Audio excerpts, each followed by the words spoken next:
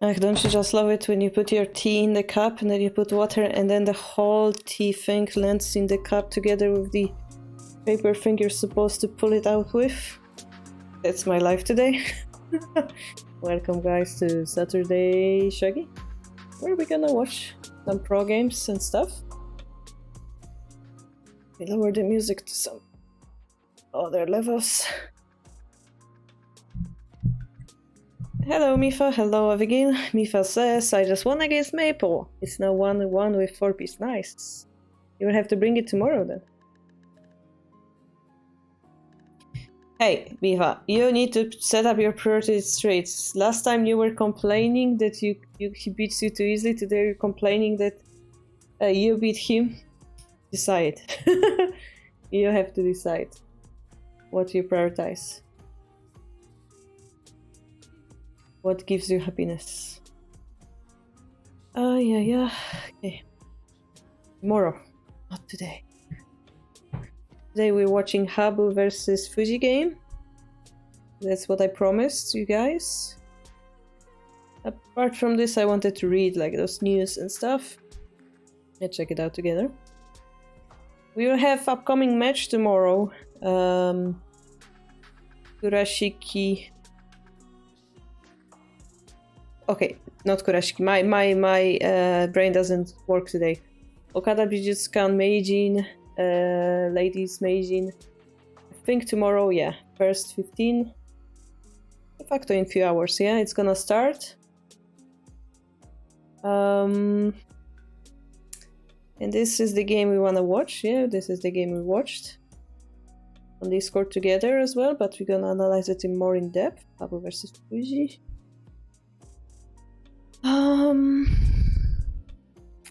Then we have Asahi Cup, Phase A, information and stuff like that. So we can jump to Kifu maybe. If you guys have something you would like to watch, please tell me. We have Sugai versus Yamazaki, which Ion was very excited about on Discord, so I'm quite curious to check it out. Asahi Cup is a tournament that has 40 minutes per player, so you literally can see the sharpness of their reading, the sharpness of their moves, right? It's really cool, as opposed to like those long time games. Then we have Satomi playing against a main professional in Konami Group, who's the sponsor, Kyo-sen. Okay, let's check the Habu.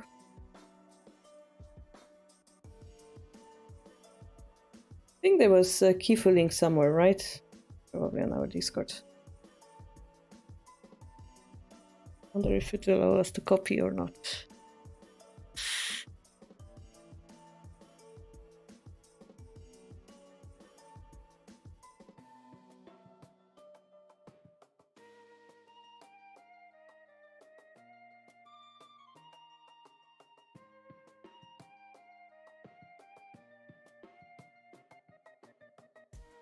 Okay.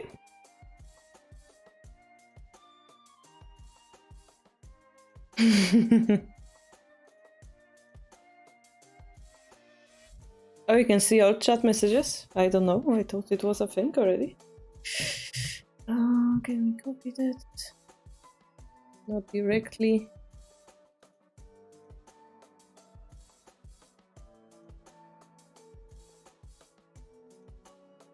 Nope. Akifu Hozon. There it is.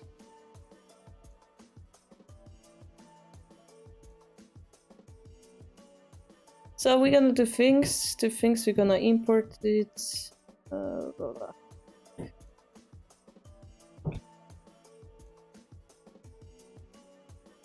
With comments, actually. We could watch it here with the comments, actually. Would be helpful to get in-depth commentary. Let's save it. Error saving the Kifu. Not good. Why would there be an error?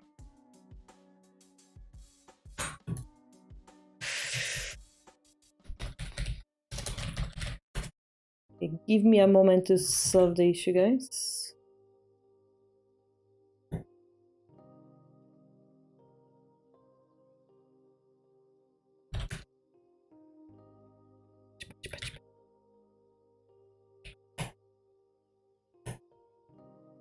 Oh.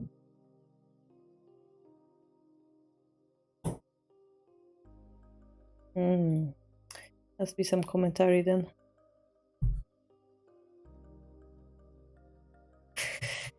In that case...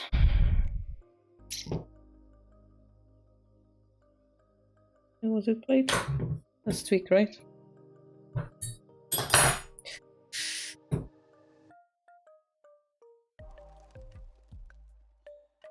Oh, this is a game we can see as well.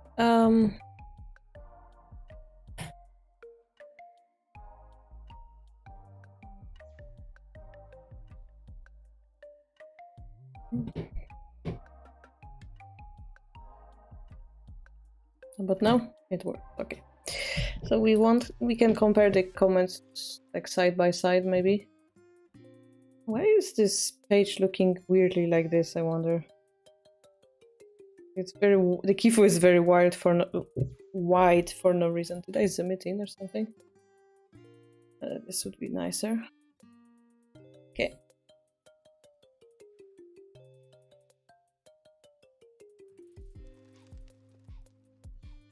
Speaking of applications and stuff, I don't know if you guys saw, I'm working on a mobile version of Play Shogi. And I wanted to show you my newest design. Just something like this. Very proud of it.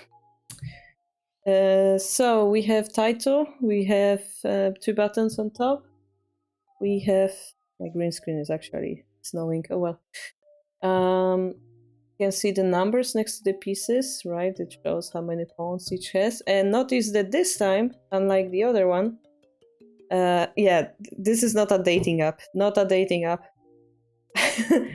Those, when you don't have pieces and it's 0, they grayed out, which makes it look really nice, I think. And also those are the buttons to like go through the variation. And the button on the left currently is disabled. And the Kifu, this will be Kifu button, it's also disabled. So you can compare disabled button with non-disabled. And then we have setting button, hint or report button. Hint? More like what is Sumeshogi explanation button. This is hint button actually. This is give up button. And this is skip button. This will be calendar. Those buttons, I made them bigger actually, they look small here. There will be like daily tsume, that's my first thing I would like to try to program. Okay, maybe that's like the second thing I would like to program. Generally, we would like to put this up for you guys to test on your phones as soon as those buttons work, or some of them. So that we can start testing. And yeah, I added all the backgrounds. So if you compare it to our version from last week, do I have a picture of it? No. Well, previously it looked like this, for example, yeah. And even before that, it was... I don't have a... Okay, let's do side-by-side comparison before we analyze the Kifu. Sorry for that, I really need to share it because I've been so excited about this project. This Studio, this one? Oh. Okay, so if you compare it left to right, this was before I did tutorial, and this is now. So you can see big difference, hopefully. Yeah. The board is not interactive. Actually, I'm lying. It's a little bit interactive in a stupid way. That if you actually click the board, it's gonna tell you that you clicked the board or what piece did you click. So it's like kinda interactive. Unlike the previous. Why does it say inactive? Oh, that's wrong. Okay, fix inactive button. Add to the list. This is definitely active button. So, I'm gonna keep posting the updates on the Play Shogi project on our Discord if you guys are interested. And back to business.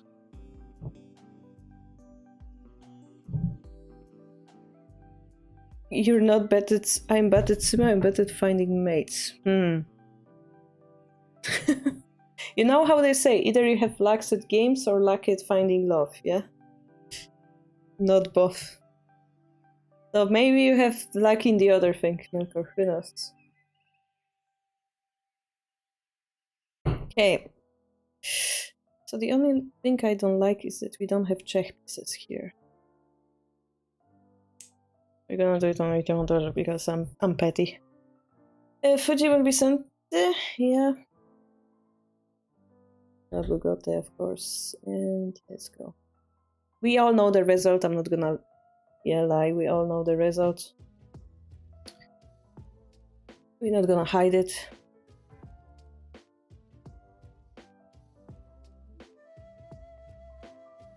And let's find out. So, Fuji versus Habo, as we know, Habo has his chance to become 100 times title holder. Fuji is just on his way to get 8 titles at the same time. So it's a battle of generations, battle of ambitions. And this was the game 1 of that tournament. You stopped doing sumo for a very long time, me too. This is why I'm doing this app, to force myself to do it again. Oh, there's actually a book like this, Mifa. It's called Tsume or Not Tsume. Those are very long variations, and some of them are not Tsume. Those books exist. So both are static rook players. And as we know, bishop exchange happened. Here, possibly we see a rapid silver type of play, but we also know that it can transpose into other stuff. Okay. Actually, it was played once. We know it can transpose to reclining silver, right? This is more aggressive play, more active, so this side also needs to stay aggressive. I wonder if it's part of Fuji's preparation to like avoid playing reclining silver to like surprise Habu. I wonder. The edge pawn is promptly ignored, developing this king's shape. Silver comes here, we will be able to dislocate it. But alright, here we have something unusual. We're going directly for the attack. Yeah, so modern shogi is about speed. Modern shogi is about getting quick advantage. Minimum castling. We can see Habu's king is in the center. Fuji's king moved only once. If he moves here, he goes toward the danger. That's the current way of thinking about it. And because we're going for rapid advancing silver, this looks very natural. A follow-up. Now we know that it's gonna be a very aggressive variation because both sides will be attacked. If we had dropped the pawn, probably silver exchange will happen, and technically that's nice. Yeah, we got the silver off the board in our hand.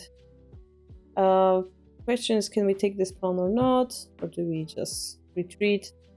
That would be question for Fuji to answer. But here, Habu decides, well, I'm going to have exchange silver anyway. So let's compare, yeah. But in the meantime, I would like to have an attacking move inputted. So here, we exchange the silvers anyway, and we kind of force Fuji to drop a pawn, while we keep a pawn of ourselves in hand. So I think maybe that's the comparison they did. Yeah. We're not wasting a move for dropping the pawn, and actually Fuji is the one wasting the pawn. Well, this is the other question. Is it really a waste, or do we have a follow-up?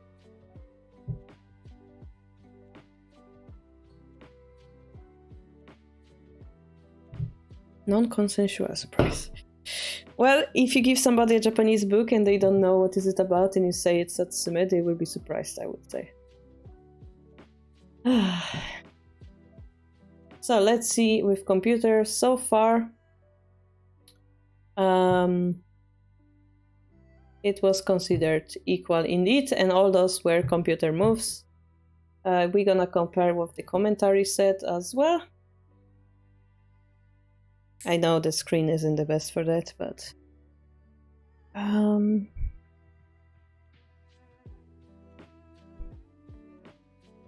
so here they say there's a tesuji of if we exchange this pawn here, they have a joining pawn on 8-5. So it's pawn push, pawn takes, pawn drop, pawn takes, rook takes, and it's attacking the silver or attacking the knight. That's one line they were reading.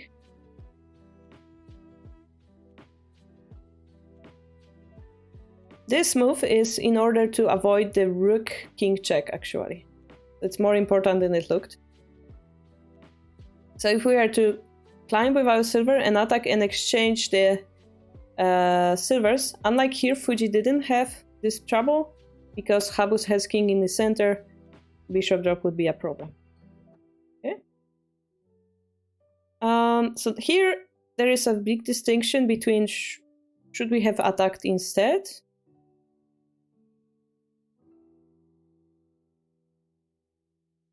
The idea is that if Habu pushes the 8-6 pawn, we'll be able to take it with the silver, right? Taking with the silver keeps our shape low and nice.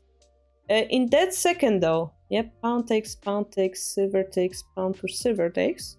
In this moment there is a bishop 5-5 which would fork our rook and our lance. So by pushing 6-6 pawn prior, this 5-5 bishop isn't as severe because it won't be forking the lance. That's the reason apparently. So far this position happened 6 times in Pro World, being 50% win rate for center. The Shogi puzzle mix has that, lots of tsume, super, lots of tsume puzzles and a rare random one that's gain advantage. Yeah, that's why you always have to check the tag that's next to the puzzle.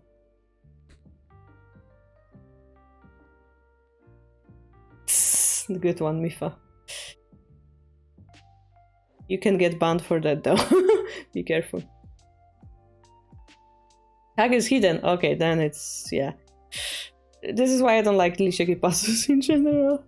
Because those play for advantage puzzles are usually super unintuitive, and sometimes there are those games where, you know, they take it from real games, and some people actually don't know that you can drop Shogi pieces, and then there's like 50,000 pieces in the hand, and every move looks good, but computer is like, no, this is the correct move. Like, it's irritating.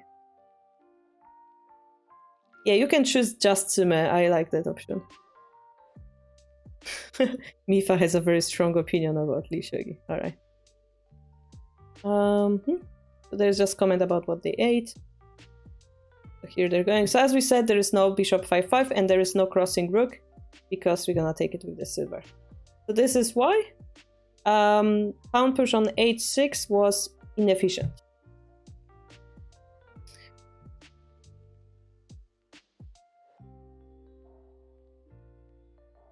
So apparently there were 3 games where the pawn drop was played. Alternative move was 5-4 bishop drop.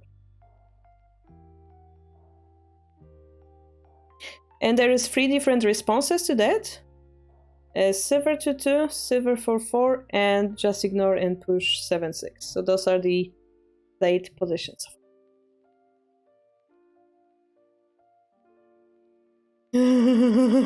Yes, serious, yes.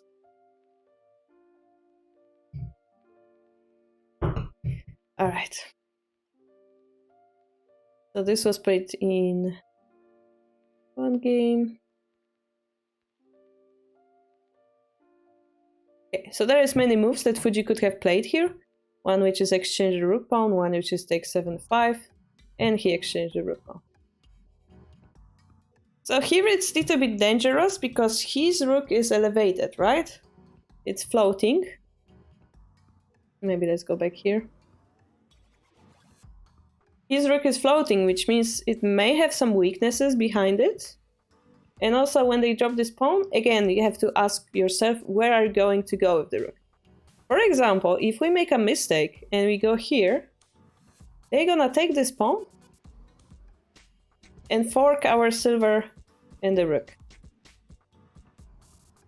So this would be very problematic. This is why around here Fuji was using a lot of time. The rook went to here. Usually this and those two squares are natural for the rook to go back. Yeah, especially because we want to avoid this line. Here, kind of would make sense, but I think there's a bishop drop here, which would promote on the 4-7. Here, you know, yes, maybe they have bishop here also. Well, we're gonna see what Habu does. We also, yeah, silver drop to further, like, bully this rook into the wrong position. Here, maybe we would like to use this sideways power of the rook, and this is why it's a little bit better than this. That's what I would assume. If we compare it with the computer, he also prefers that rook. Okay, so silver drop. This was very interesting. Again, if the rook goes here, we have the bishop drop. So we had to go another square. If we go here, we are attacking the silver. Silver has to move. And we try to keep the rook on this line because this is the most effective one. The silver can promote though. And this was a very scary moment because what Habu is threatening next is a bishop drop to 3-5. And that would completely put his king in danger while attacking the rook, right? And we cannot allow that, of course. So, I don't know if you guys saw this move, but if you didn't, you should definitely think in this position.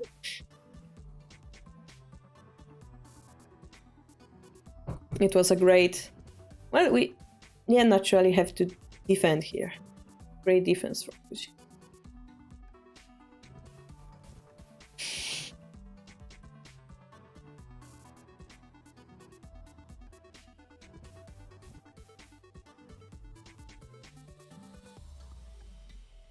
Mifa Master Troll continues even in chess word. That's how I read it. Can pros get help from others on our engine when the game is adjourned? So the meaning is this game actually took 2 days to finish. And there is this adjourn period when they go sleep and eat breakfast, whatever, yeah? So no, they are actually not allowed to... The hotel room is actually checked for any electronic devices. And it is basically a rule that they shouldn't analyze it with others. Of course, you know, they can analyze it in their heads. They have the whole night to think about the position. Nobody is gonna forbid them from doing so. This is why it's also crucial to finish the first day in a moment where you can use that time to your advantage. And I think this was the position where Habu sealed his move, which was crucial because the next move is pretty obvious from professional point of view. Everybody kind of knew, but the question is what's going to happen after that. And it's kind of cool because they make it not too obvious. They don't play the obvious move. They keep it like people in the audience like a bit unsure, but everybody knows that this move is coming. What's interesting is what they're gonna come up with after. And I'm gonna reveal that move. That move is of course silver drop to 5-8, defending both those squares so that bishop cannot be a threat, and also this silver cannot just sit here forever. Forcing this exchange, forcing the gold to go up, giving Fuji more defenses. And this was the position actually that was interesting.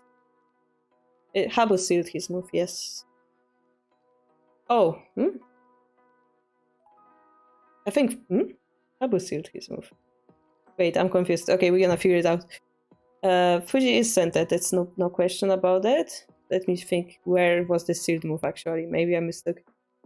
So yeah, rook to 8 would be bishop 5-5. The silver drop was before lunch, no, after lunch break.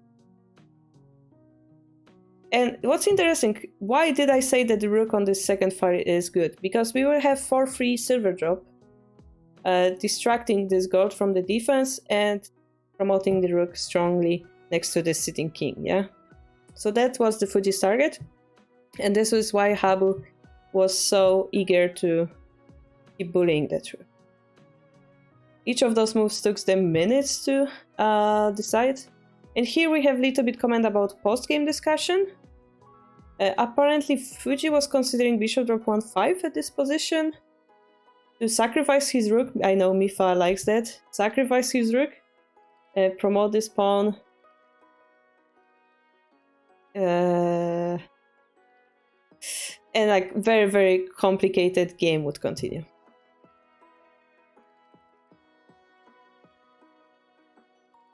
I remember Habu going to the Kiroku and saying that he didn't take the glue. So...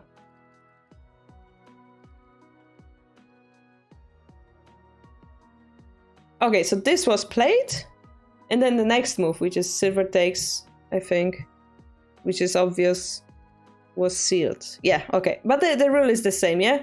Clearly we're gonna take the silver. Question will be what is going to happen next. So far, the computer... Oh, interestingly, it preferred to go down. Okay. Still good, though. Here, according to the computer, Habu had a little bit of advantage, perhaps? But this is because it's 5 seconds evaluation. Maybe. Probably it's wrong, yeah. Might change, indeed. Oh no, a tiny bit. Tiny bit, yeah? Because he's the one having the move to play.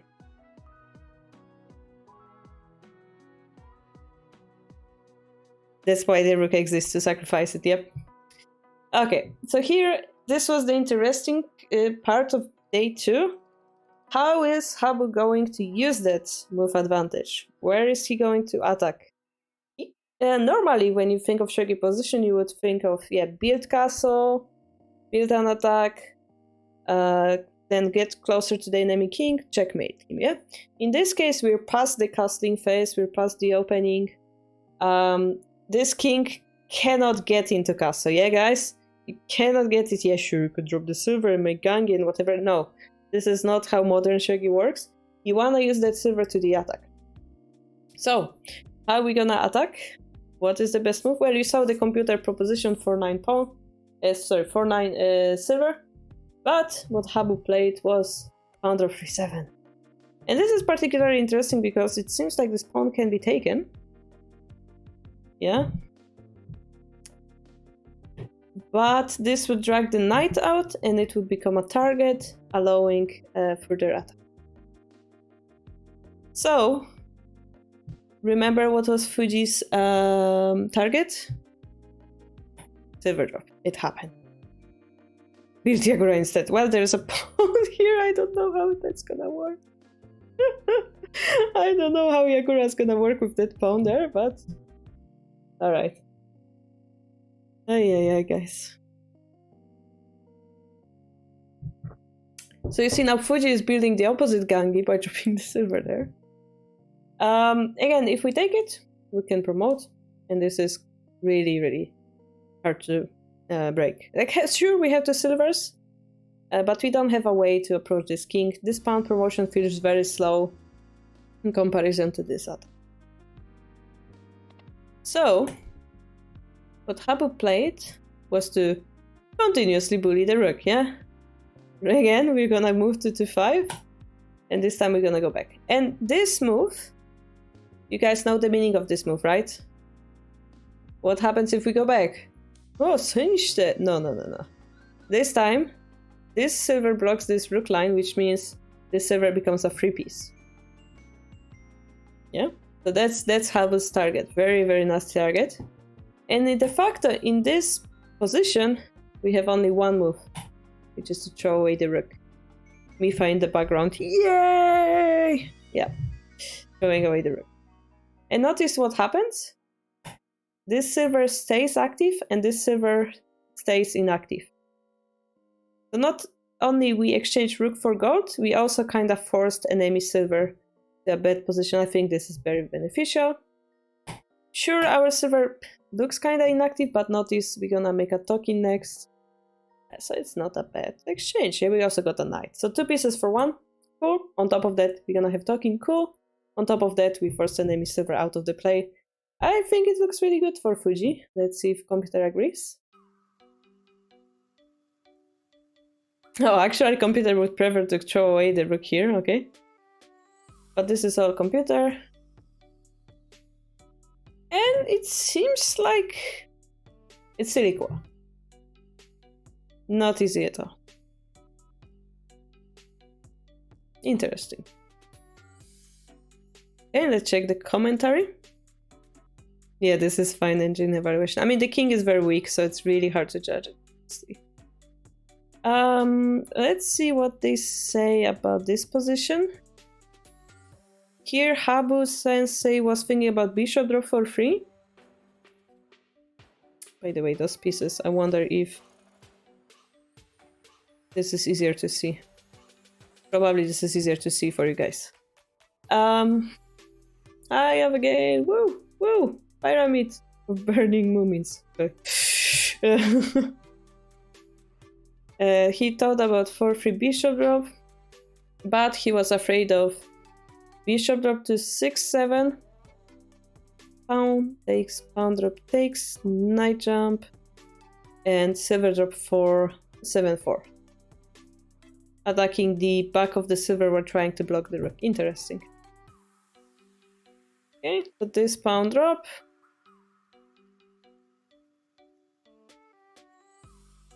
This is possible because this gold moved, right? If we take it with the knight, there's bishop drop 1-5. And we continue harassing the rook with silver drop, bishop moving up. The knight will fall. Again, knight takes can be not bishop drop but pawn drop.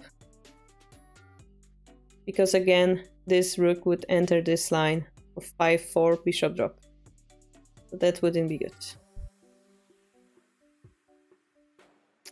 And if the knight were to jump, we have a token very quickly together with 4-9 silver. Gote would speed up. Hey Dranix, thank you, thank you, thank you, welcome back. 11 months, almost 1 year, thank you so much. Can you use Shogi engine to analyze? I would prefer not.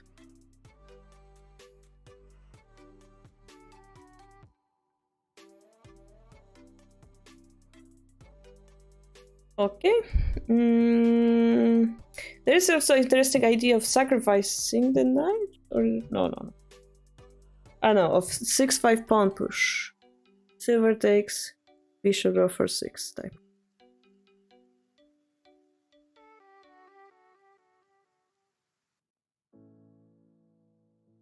By the way, guys, we will have professional match against TT winners, TT series winners. It's in the events of the server, 21st January, 10 p.m. Japanese time, which is 10 p.m. Zurich time. Hirokazu Ueno, 6th Dan, is going to play 4 games. We will have a special commentator at the same day. And so there will be 2 of us commenting. Hopefully you're gonna enjoy. Lady Pro games for TTQ are still being set up. I need to get some details from the Lady Pros. But we're working on its certificates. I'm waiting for this designer to finish it for me. Need to be delayed as well. But everything going toward the right direction. So yeah, I'm really excited about the 21st as well. And Mifa should get his trophy soon enough. They sent it already. Yeah. That too, I know. Okay, so we have silver drop for free.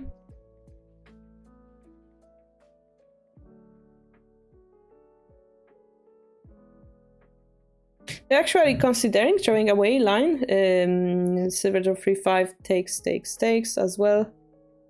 Because they say you take the gold and the knight for the rook. So probably post playable. Or the variation in the game. But instead they say maybe take, and bishop drop. That's like one of the lines they were considering. All of those are very, very aggressive.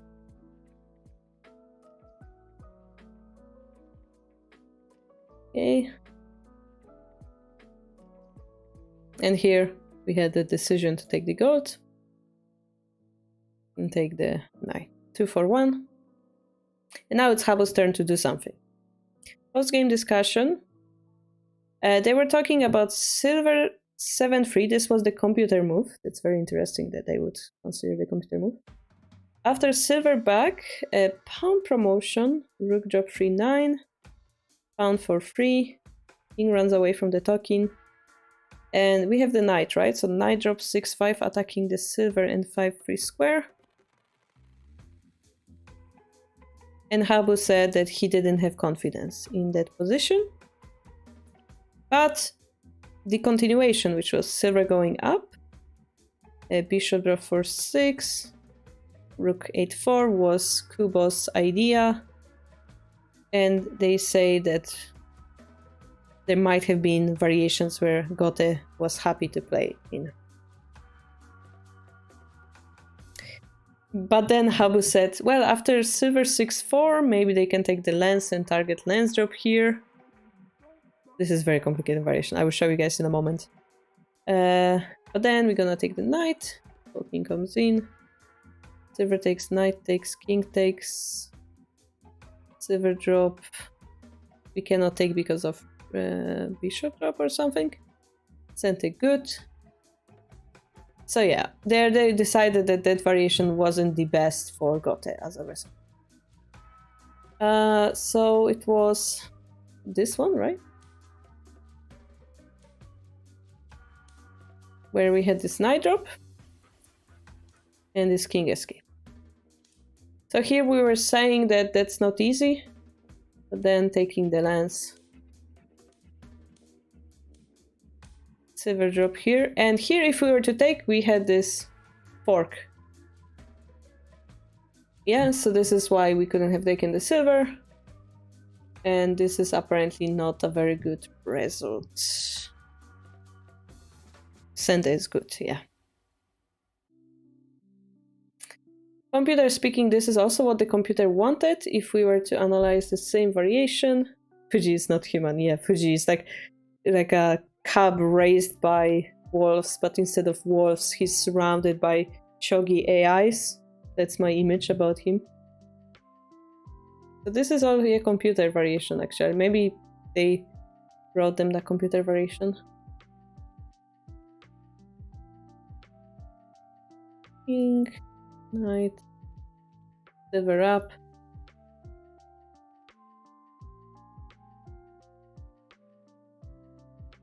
And this is the exact variation that they analyzed in the post-game discussion. Guys, this is why professionals are amazing.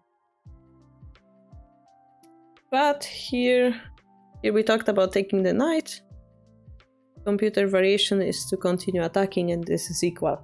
It's hard to say this is equal because Gote's king is like so much in danger. So I can see why Habu didn't like this variation. This talking looks very strong. Hydrate, thank you, Data Geek.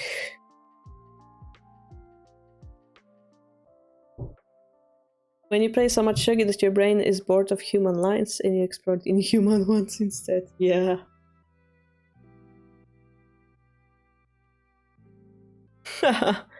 Yeah, move it again. It's not very logical, is it?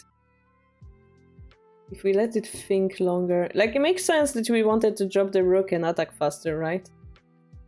The computer's like, nope.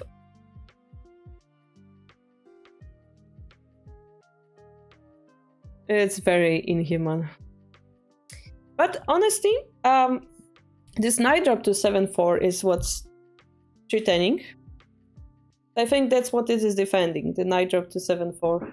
This is why it kind of makes sense. Very interesting. Alright, back to the original line. So we had, instead of silver move, we had taking the 7-6 pawn. Silver takes. Pawn drops 7-4. So this is again an attempt to take the knight drop. But it looks very passive, yeah? This move isn't attacking anything, it's just strictly defending. And this is where our server was pushed back anyway, so it's kind of funny to see. Maybe this pawn drop is protecting us from pawn drops as well. That's a huge deal here. But surprisingly, Fuji continues attacking by sacrificing this pawn. If we take this with the pawn, this square is a little bit sus, yeah? Like, piece can be dropped here, it's not really nice next to the king, so silver retakes again. And knight drops 6-6. Again, threatening the same thing. So nasty. Silver goes back, again protecting the same pawn. And here a beautiful follow-up was the knight 7-7. To attack same silver with the other knight. Very brilliant line. What's the counter if knight drop to 7-4? We're gonna check.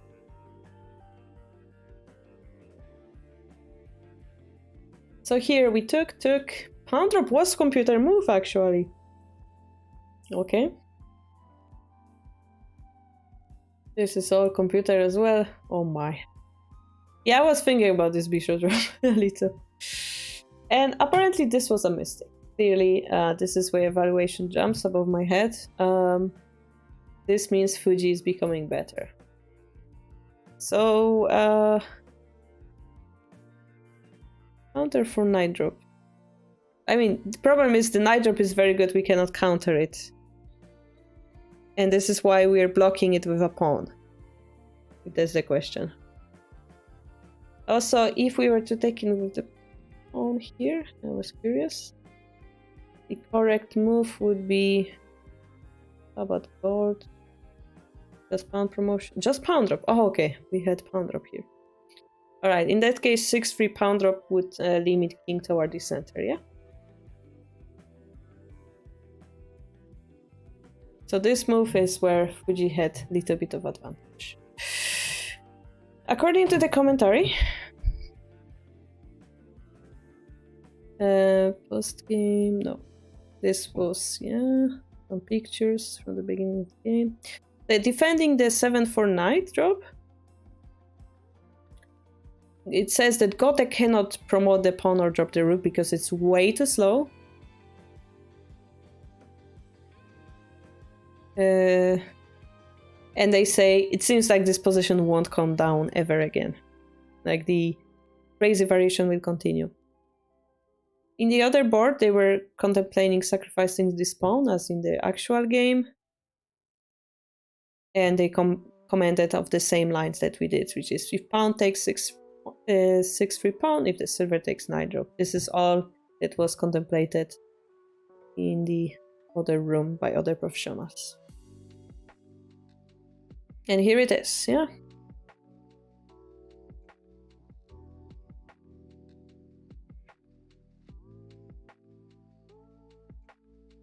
In post-game discussion, another move was checked, which was 7-5 pawn push.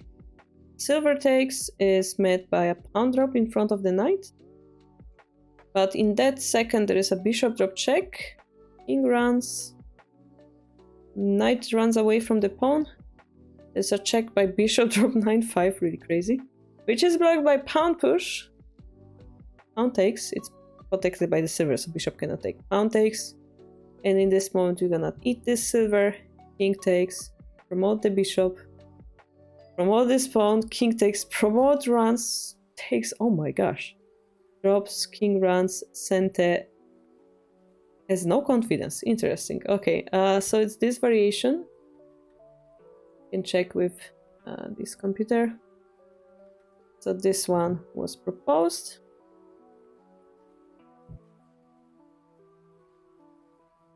So this way makes sense, yeah? We're attacking the king directly. And I guess it was bishop drop runs here. Bishop drop, pawn push, type of crazy variation.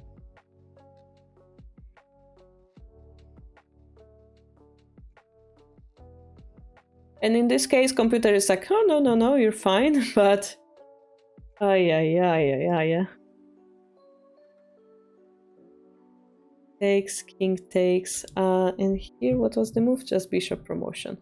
Bishop promotion looked very slow,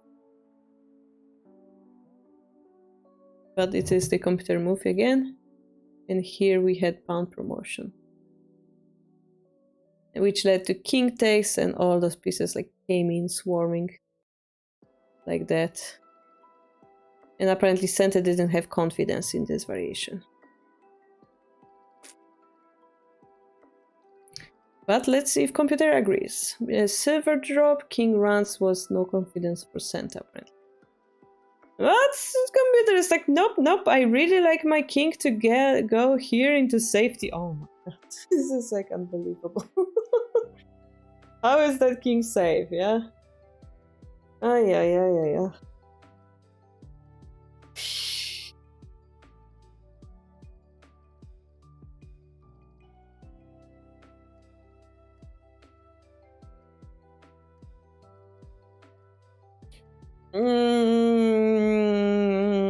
Yeah. Slippery king indeed. Safe is relative indeed. But apparently to the computer is minus 600 for Gotha. So this says that Santa doesn't have confidence, but the computer is like, nope, I really like it.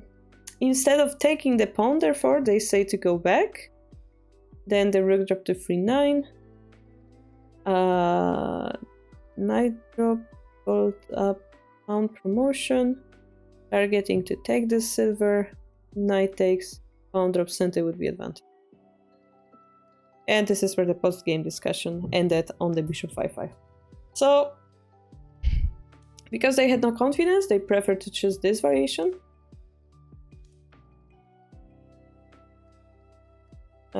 I'm missing a move. No, it's correct. Okay.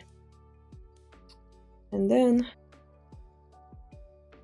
we're targeting pawn drop and take, pawn drop, knight jump again. Yeah, 7-4 knight is a threat that will never disappear. Let's see if computer agrees. Here, if the silver goes back.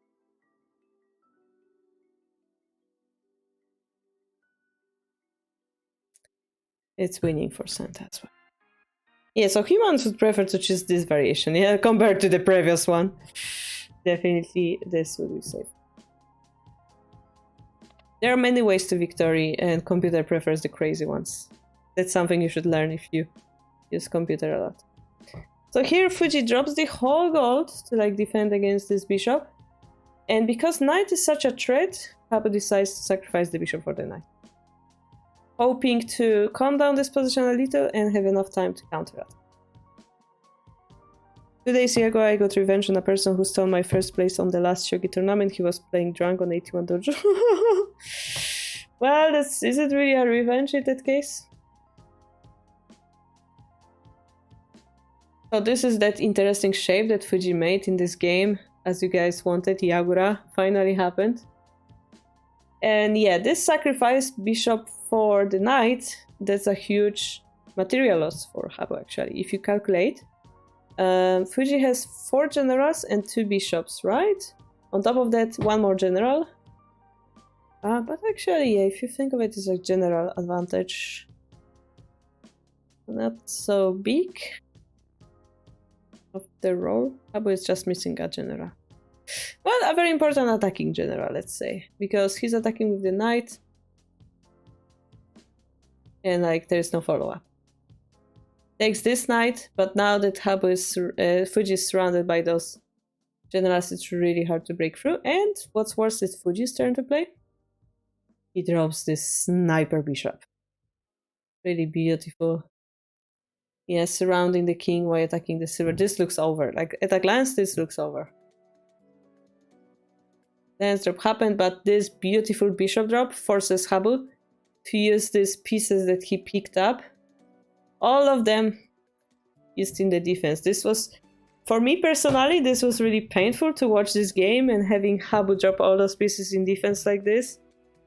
Oh my, it's really bad. The horse survives, of course. And here, this gold is to protect this pawn drop. But in the end, can we really take it or not? This would make this king very vulnerable, right?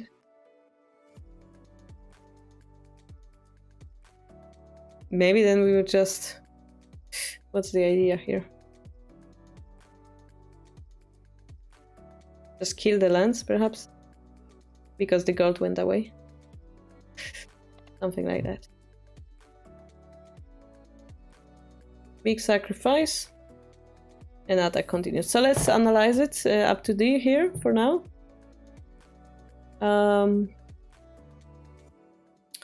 We had the bishop had to be sacrificed. The gold had to run.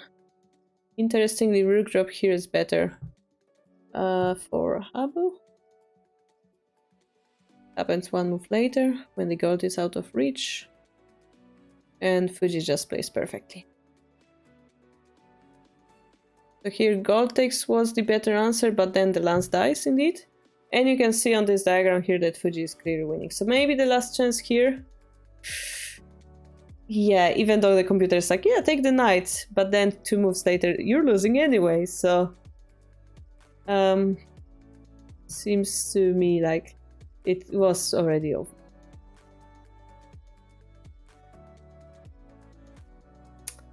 Okay. The commentary. The bishop will die if it runs, so sacrificing it is the only way actually. Knight drop.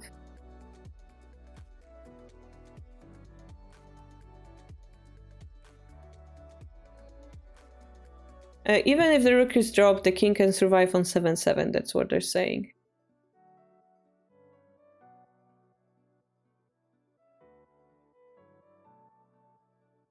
Sniper bishop.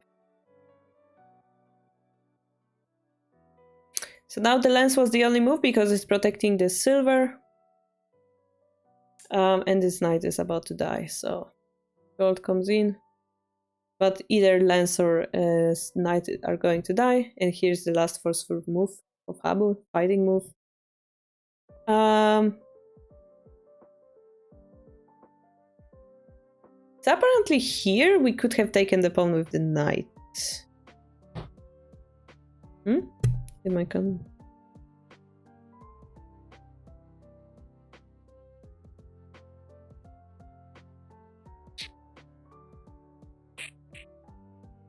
Yeah, according to them, take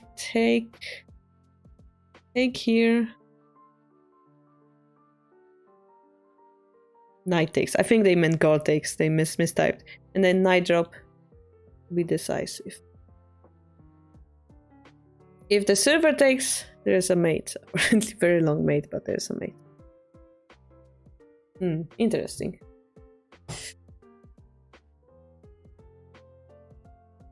The computer also prefers to sacrifice the horse, so... Or take the gods. As you can see, there are many ways to win. Shogi is hard, it is. I mean, this game in particular, this is a title match. This is the highest level of Shogi there can be. And honestly, I'm not making it easy by jumping to different screen and commenting on this game. I'm not making it easy, sorry about that. So, Fuji goes to decide the game. So he takes 2 pieces per one, right? And then the decisive move, beautifully, will be to surround the king by knight promotion. We're threatening knight drop, taking off this gold drop. Very simple threat. Abu tries bishop drop, but here, well, we don't need silver to win, so just silver drop here leads to resignation. To conclude, check what the comments say. This actually mates by taking the gold. So here, if we were to take the silver, we take the gold, they run, drop the gold, rook takes, rook drop again would lead to a mate. So something like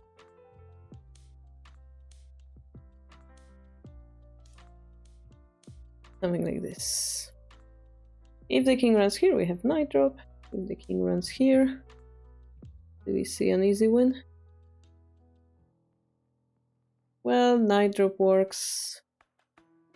Takes, runs, drops. I guess that works, right? We cannot take it because of gold mate. And this is like one example of a mate, or this.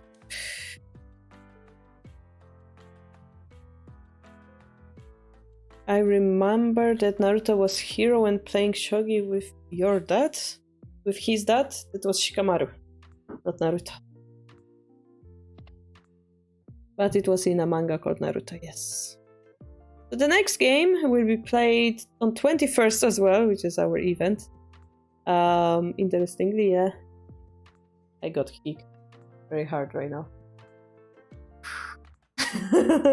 I think someone's excited about the next game. Cool.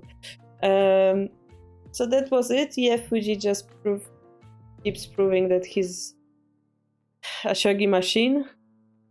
Playing all the perfect moves. He's, as you can see, he didn't play the perfect moves, but as they say, the less mistakes you make, the more likely you are to win, and Fuji is known to not make many mistakes. What was interesting? Well, this position, as they said, it didn't appear in many games, so it was quite an interesting variation to see the top professionals to play out. And this beautiful attacking line, yeah, sacrificing the rook. This knight to 6-6, again, beautiful line too. No. And this king just sitting here safely, unthreatened. Sniper bishop, I think, is like the most decisive move of the whole game. The obvious one, but like the most decisive. And knight promotion to 5-3, beautiful endgame.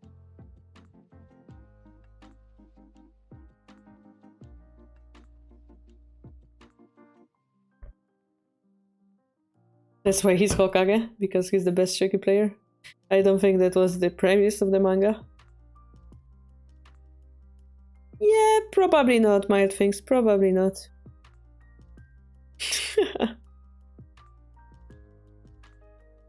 So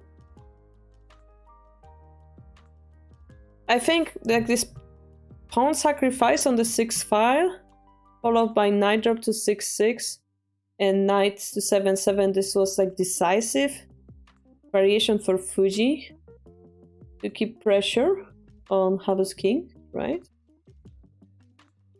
This one. This looks really, really good for him. Followed up by sharp moves of this bishop drop. This was already lost, I think, for Habu. One could wonder if this was the proper way to attack, considering he didn't have enough time to like promote this pawn ever. Did this pawn become a passing move? Stuff like this is something I would wonder personally. This is a moment of decision for Fuji. Yeah? He had to sacrifice the rook in order to continue attacking, but he believed in the strong attack of this knight drop, which worked out for him.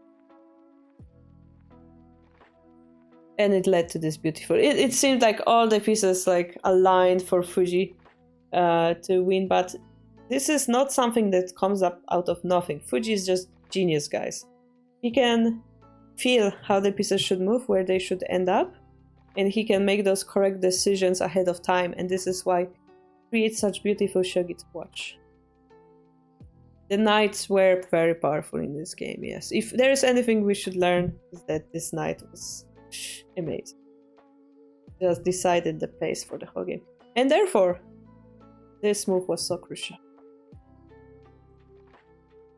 You don't know Japanese language. You don't have to know Japanese language. You can join our Shogi Harbour. We all speak in English. We all try to learn in English. I speak Japanese, so hey, I can always translate stuff for you. So yeah, that's gonna conclude this game. I hope you enjoyed this commentary.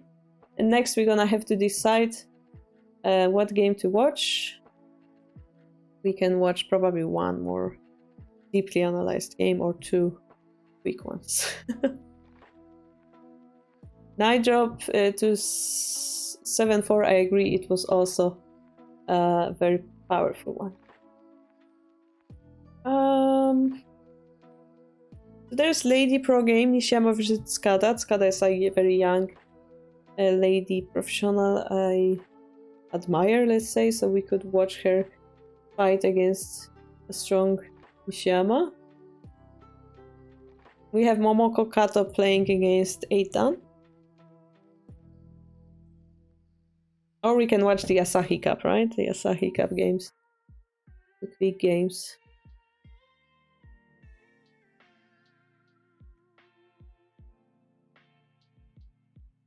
I'm searching for Lady Pro specifically to like change up the topic.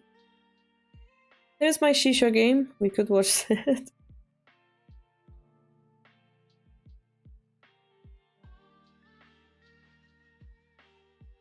Tsugai versus Itodani again. Quite interesting. By the way, guys, if you don't want to miss, my Navi books are on sale. I think 50%. I think the link is somewhere on our Discord, so don't miss that if you wanted to buy some cheaper Shogi books.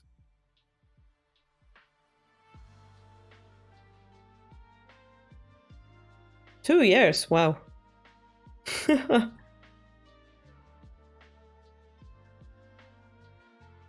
Thank you, Data Geek, for watching, yeah? Do you play Shogi on pages? I personally don't. I don't play often recently, to be honest. I was working on this Shogi app, as I was explaining earlier. Nimzovich would be proud of this game. The threat is stronger than the execution. Interesting, yeah. Definitely, it fits that game. Of course, I wouldn't prefer it because the kanji characters looks amazing, but why are there no pieces sets with Romaji letters? They are. Posture check. Is my posture really... I think I was sitting well. I have this ergonomical chair. They are alphabet, but I detest them. Many people detest them. They're really hard to read.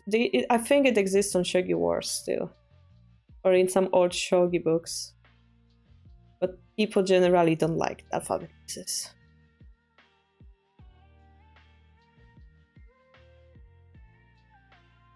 You prefer to play Crazy House or Back House? Crazy House for me is too crazy because the pawns are too strong. Okay. Games. Reading this. Okay, so I'm gonna give you guys voting rights for the next game. I'll give you to choose from. Which game do we watch? Number 1, Asahi Cup games. Number 2, Lady Pro versus Male games. Number 3, Rookie versus Veteran Lady Pro game. Or other. 3 minutes vote. You also have chess-like symbols on 81 Dojo and Shogi. Yeah, that's called International piece set. I don't know if you guys see. This is normal 1 kanji. This is double kanji. This is Hidechi International.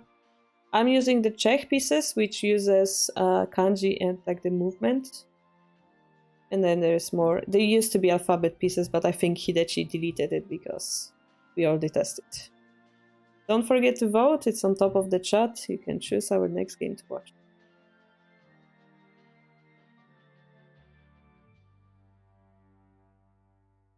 You wanna go to Berlin?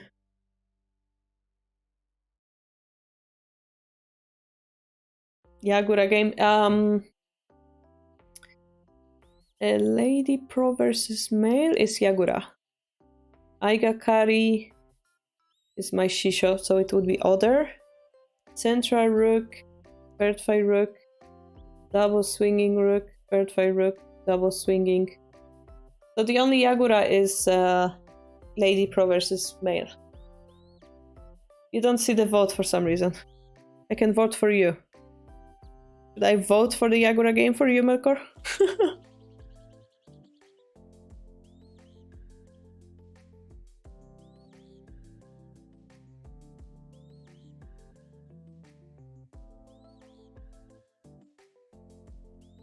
Or Aigakari. Aigakari is my teacher's game, actually.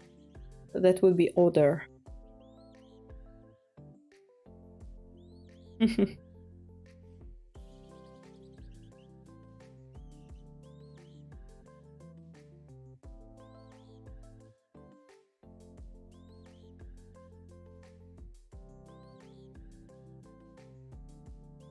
Still much work to do. So much work done, but still much work to do on that app.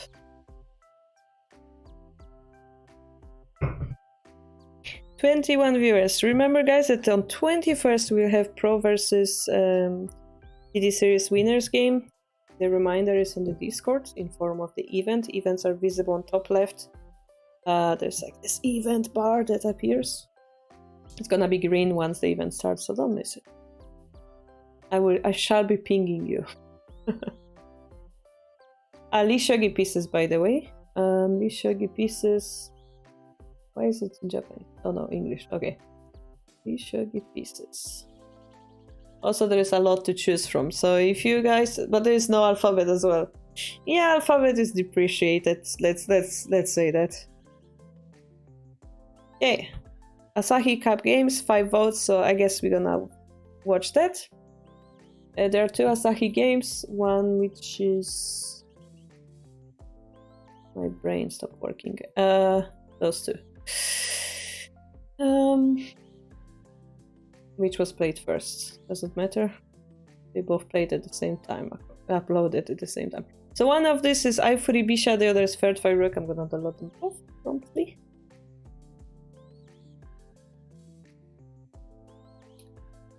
And then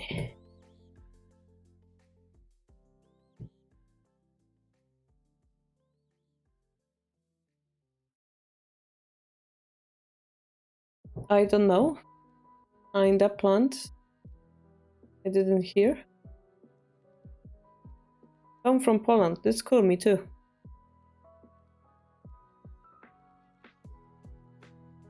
Tak, I know. Was born in Poland. Sorry, Melkor. The chat decided.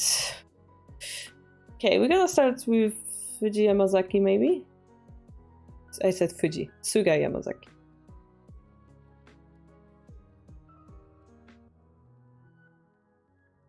And we shall activate our spoiler block promptly.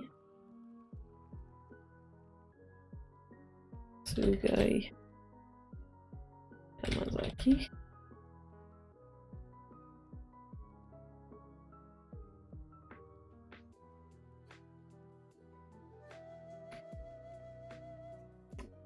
And you don't know who win. Oh.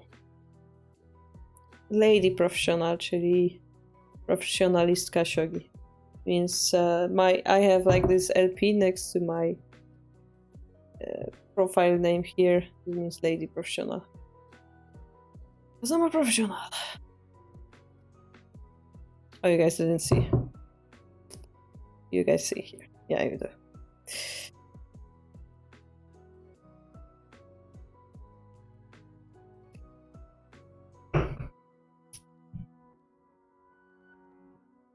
Yeah, let's take a look. As you guys know, I'm master of Ribisha, so we don't need the computer. I'm joking. We need it. For female, the highest rank is 7 dan. For male, or like general pro, is 9 dan. For amateur players, that's gonna be different again. Thank you for the follow, Teacher Omega.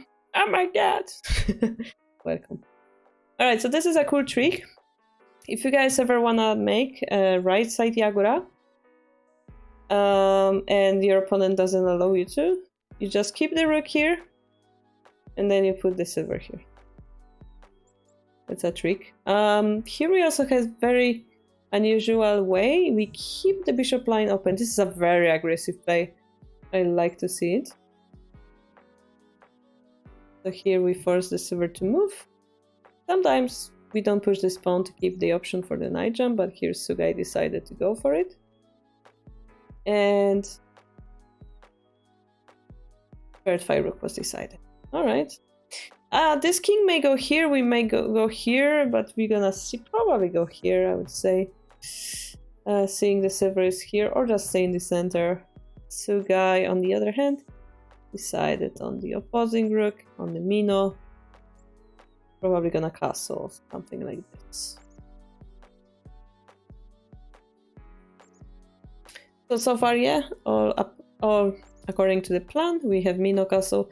4 to gold, going for more balanced play because we have this square open, perhaps.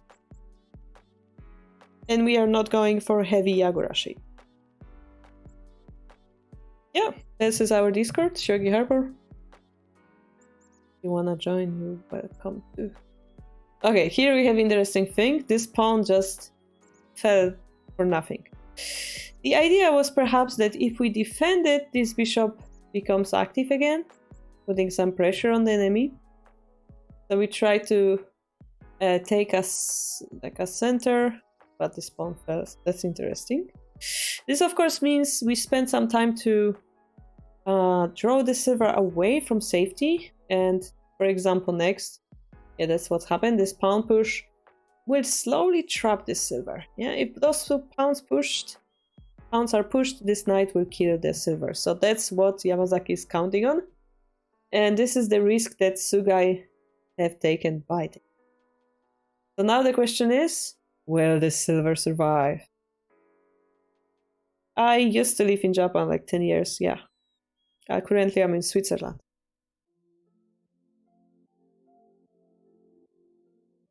So yeah, so to answer your next question, I do speak Japanese. You can be shogi professional only in Japan, technically speaking. So we don't care about the silver. We don't care about the silver, which means we'll probably end up exchanging those two pieces together. This is why we're gonna push this pawn. Because when the knight comes in, takes will be possible. Interesting. This normally would be considered a big disadvantage, yeah? Silver for knight. The only thing that's good for Sugai is that this silver is exchanged, not this one. So this is the attacking one. So it's more forgivable. And also we'll have this vanguard pawn, which may be an interesting point of attack.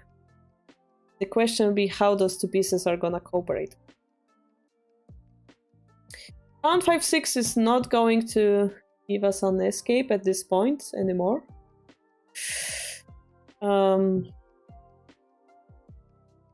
Maybe here it could, but we could have attacked the silver and then taken this pawn. Kinda endangering our king. And then, for example, we would have a double attack like this. So it wasn't that simple, Vergalo.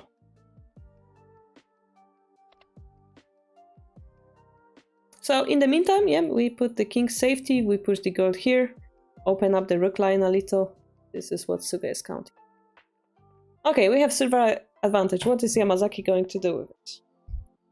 Yeah, so he goes, Sugai defends this vanguard pawn, as Melkor noticed, not Melkor, Mild Things noticed, that Yamazaki is in Fugire. He's missing this pawn. He has no pawn to attack with, therefore he has no way to contest this pawn yet. But we have one weakness, which is this one. The silver will come here, attack the bishop while taking this precious pawn. And as we said, we open up the rook path, rook here. Very interesting. The king is in the center, so this rook looks really threatening, honestly. Silver promotion. And what we're gonna do with the bishop? Sacrifice as well. Silver 3-5. Which pawn? Which silver? This pawn?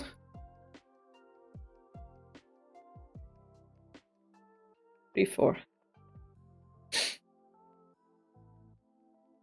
You mean here? So that's not possible because the rook will come, right?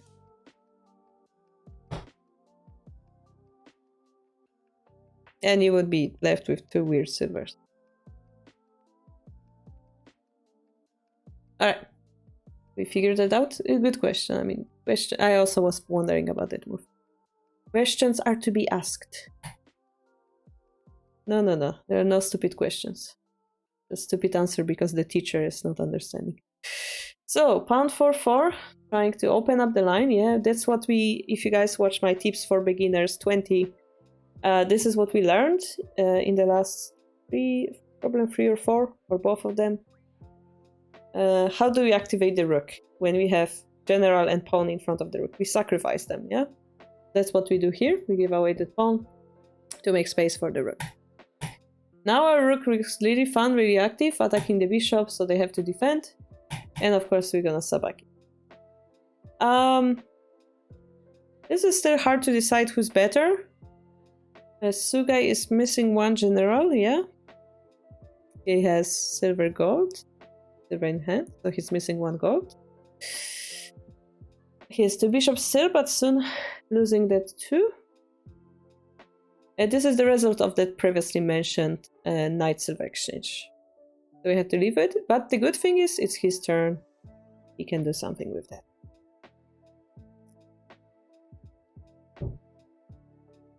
That's not a proper Japanese Abigail, so who's baka now?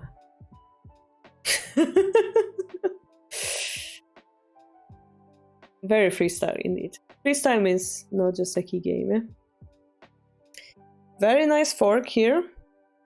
But as well, very nice job from Yamazaki. This is a trouble when you're playing Mino, those pawn drops. Forcing this gold to move brings the king to danger really quickly. We have to take it though. Pawn push. Silver is taken. That's interesting. We just let them take the silver. Wow. Okay, I think maybe if we were to take the bishop, gold has to take, and we have this amazing silver drop, which is very threatening. And this king, you know, we have this nice pawn drop, so it is surviving still. On the other hand, we'll be able to take this, activate the knight, stuff like this. So maybe this is the line that Yamazaki tried to avoid. But as a result, he's losing a knight for free, which isn't the worst deal. Isn't the worst. He has an attack though. So he exchanges the knight disadvantage for having an attack. Pretty good exchange, I think. Saving the rook.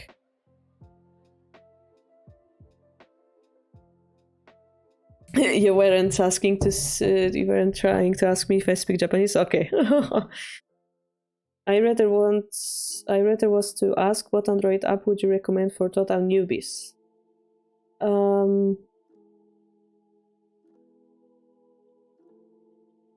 I don't know which app is the best, actually. I'm working on one right now. I'm working on this one.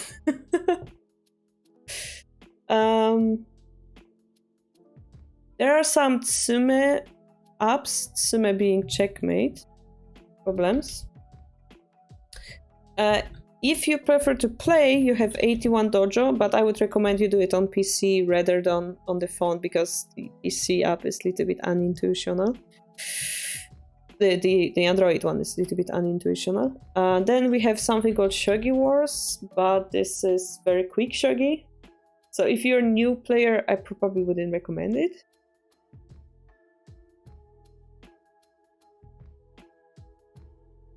But yeah, do whatever you want. Yeah, depends if you want to play, solve problems. Depends what you want to do exactly.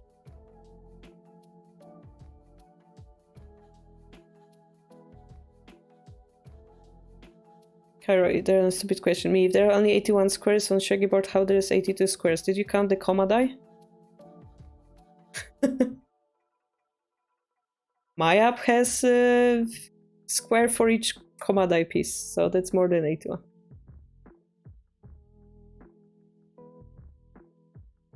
The new app design, which app? The 81 Dojo?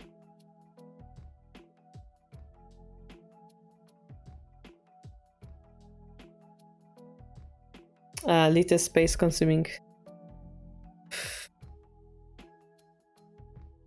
There are some small apps. There is something called like Tsume in 1 to 3 moves.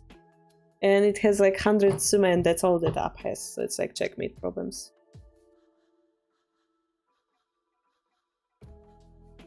Yeah, Shogi War shouts at you when you do a castle or you make an opening. It's like, Minogakoi or something like that. And then you learn the title, the name of the castle.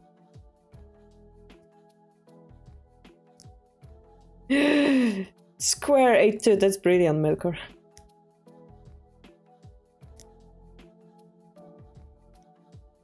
Okay. How is that 82 square? Well, it's right here. Nice. Alright, where were we? So we have those 2 pointy bishops. This one is not active. This is nasty. If you activate this bishop, this becomes closed. Quite hard to activate this bishop. So what we're gonna do? Move this one backward because we wanna protect the knight and attack here. Really nice move. Pawn push to activate the rook.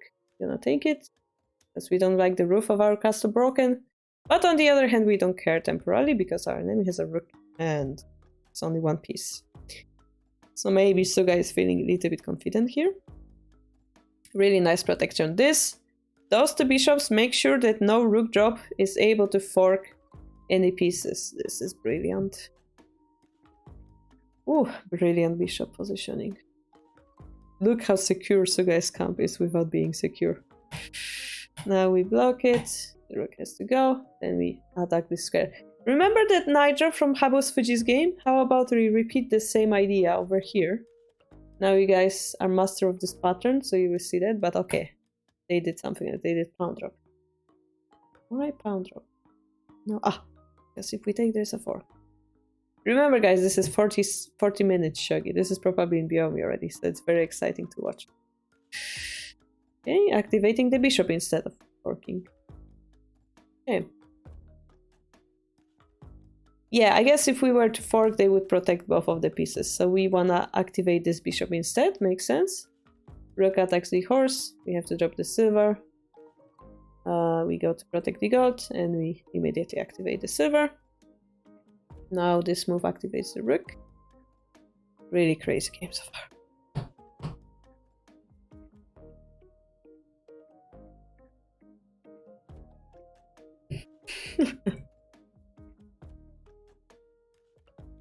I don't. Do I have British accent? No, it's a Polish accent.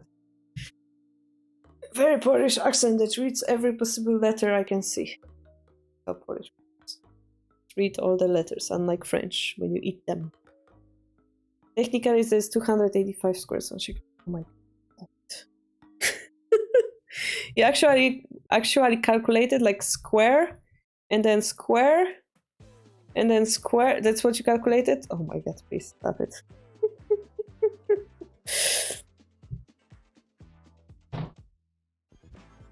This is some information I never knew I needed in my life. 285, okay. There has to be way more. Okay. Now we will have to find a mathematical formula to calculate that. Hello, Snackbug. Stretch.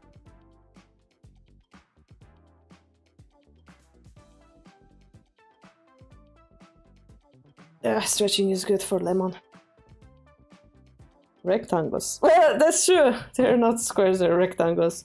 Gotcha, Contetti, gotcha. Technically, shogi squares are rectangles. I have a ruler to confirm that.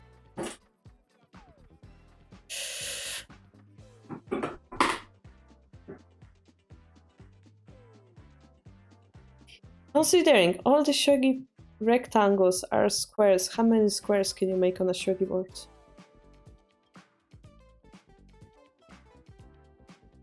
Oh no, mathematical drama starts.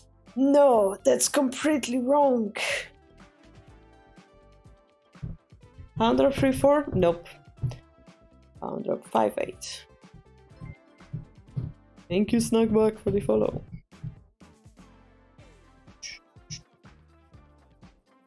There's only one 9x9. Obviously. The whole board says Rasse. Spike. Maybe I should be calling you Spike. It's 64 8x8. Oh my god, how did you calculate that? 4 8x8 says Evergal. My things confirm it's 4. Spike agrees.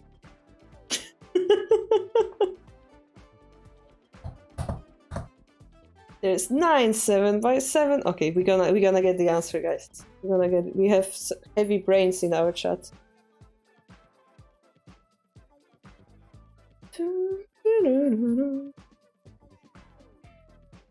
Content is correct, says Mild Things. 16 6x6. So it's 9 multiplied by 9 plus 9 multiplied by 8 plus 7 multiplied by 7. Oh god.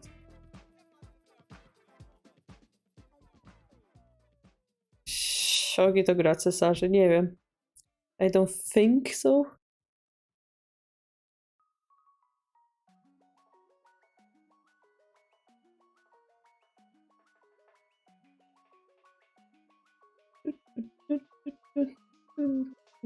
So what's the answer, guys?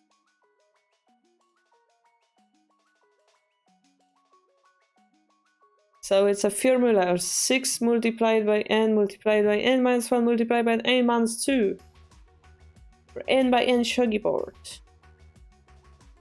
9 by 9 is the number of 1 by 1 square, 8 by 8 is the number of 2 by 2, and so on. Content is right, says Melkor. Chess is Shahia. We say that chess is a royal game, king's game. But then we try to apply the same logic to shogi, which I don't think applies to shogi. There were times we called it like game of shoguns, or shogun or something, but it doesn't apply. Anyway, guys, you also have to add 2 to your number, because clearly we have 2 comma dice that are rectangles as well.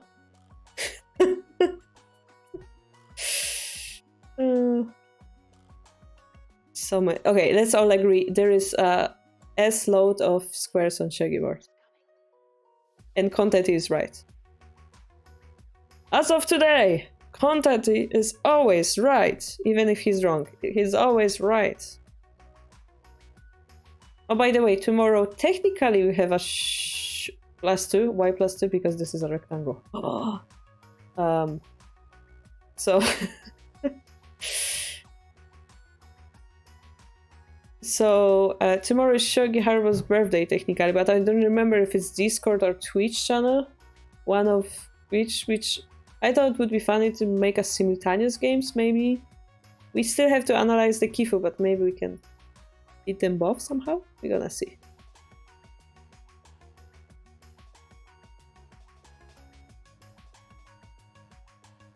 Well, Backhouse, we have a whole video about that. We have a whole webpage about that. So wyślę cię tam. Here you go. Tutorial. This is in Polish, but there is English page for it. 3rd or 4th? That's a good question. Ja, tak, po polsku, tak.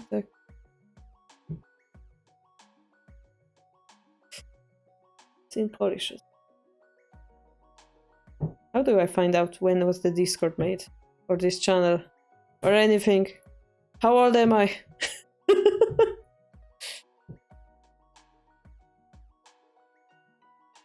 31, I believe.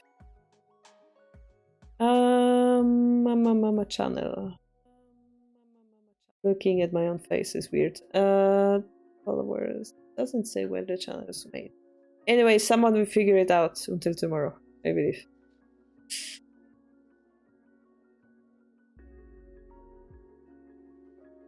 No mówię, że po polsku.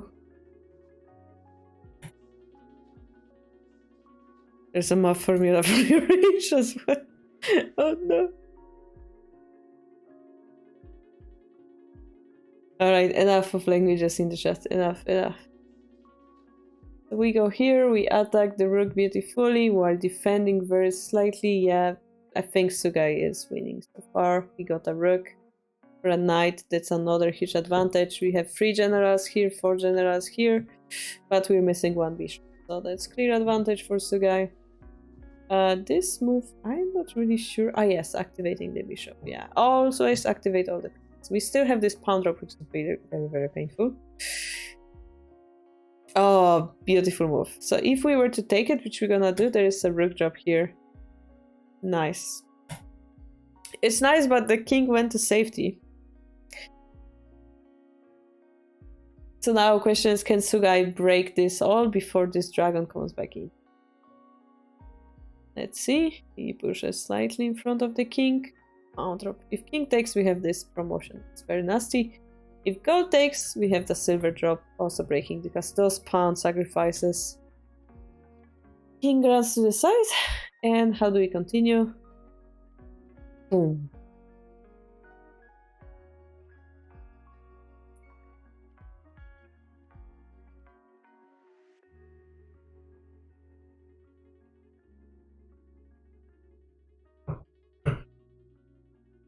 Some chess history discussion as well. Guys. This is interesting sacrifice leading to a rook being eaten. But we accept it, we drop another rook. And turns out Yamazaki doesn't have enough pieces to really jump in. We're gonna find out how to break this shape, right? Here, if the gold takes, then... If the gold takes, then I believe we have some crazy moves like this, which may lead to a win, or opposite. Take first. Even if you drop the gold, maybe something like this. How about knight takes? Maybe it's overdoing. Why we cannot take this?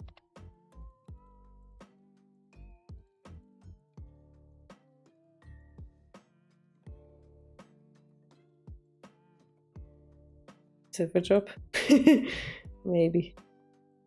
Why is my brain so confused about it?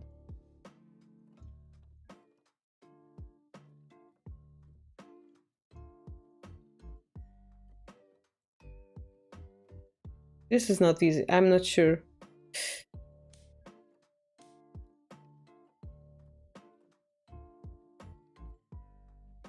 Maybe something like this?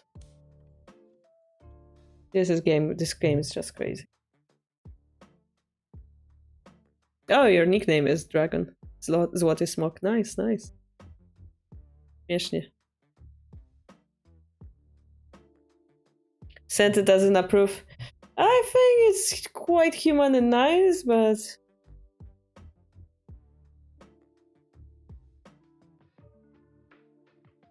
Rook takes gold. Gold 8-5. 5? 5? 6-2, you mean? 8-2.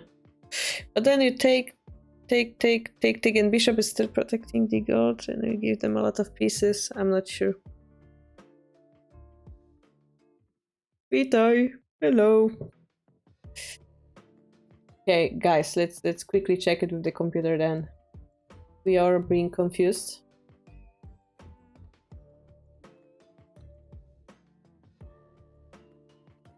So it's gonna be...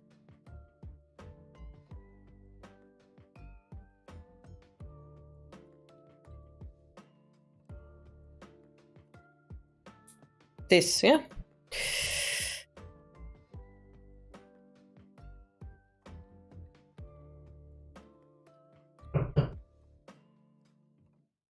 Bishop escapes. So if we take...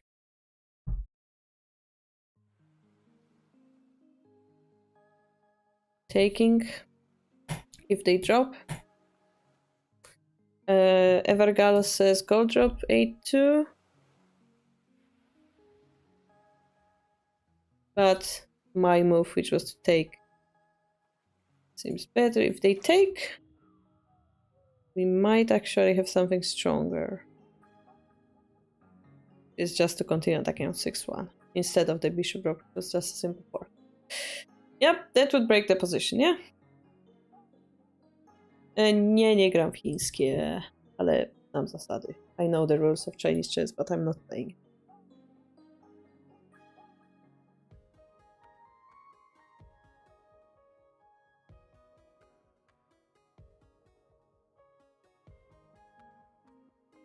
My brain is breaking from the number of languages we have in the chat. What was the music? Not sure. Either this one or this one or this one. I have no idea. Okay.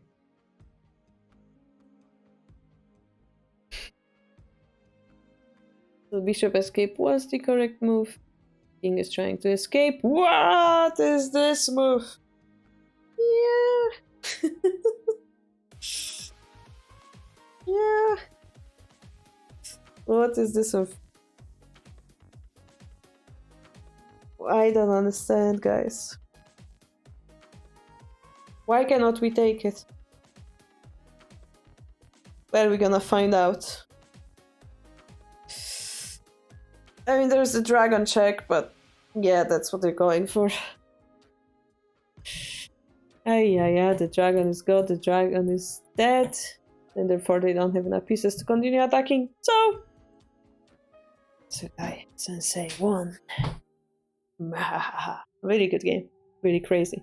So those type of games is what we call freestyle, just out of Joseki. What decides it is pure tactic, pure technique.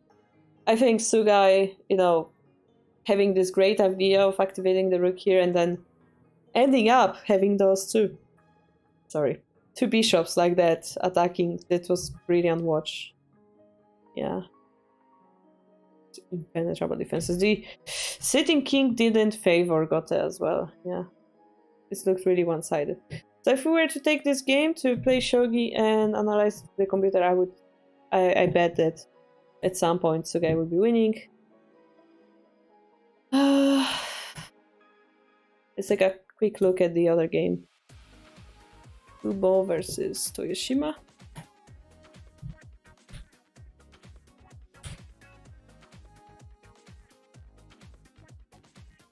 And I'm gonna... You guys wanna be spoiled? The result?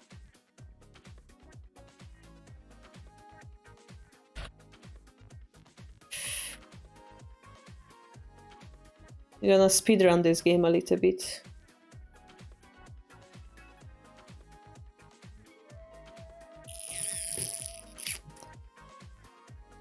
Yeah.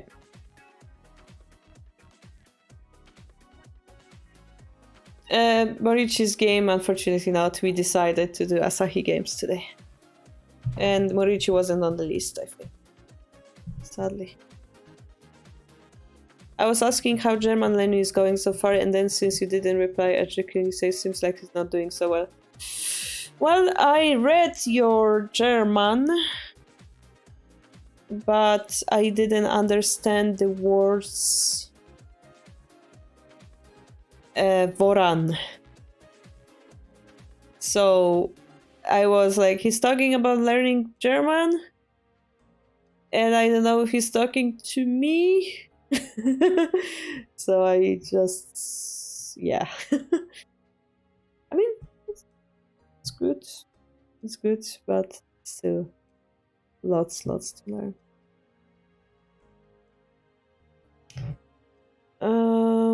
You think he was really winning at move 50 and then become a bit uncontrolled? You mean this game or previous game, Might Things? Oh, here it is. Yeah, this is the previous game we had. two guys game, he was winning very... No, this is all winning. This is all way above the 0 line, yeah? Even though he makes few mistakes, it's all within human realm, yeah? Like here it was already decided, the gold move was deciding. It never dropped really though. It doesn't say, it's a bug, but it should say how many number it is. But here is 1400 already, so it never really dropped under 1000 much. So this kind of graph, it's winning. This is what we call winning, not perfect game, winning.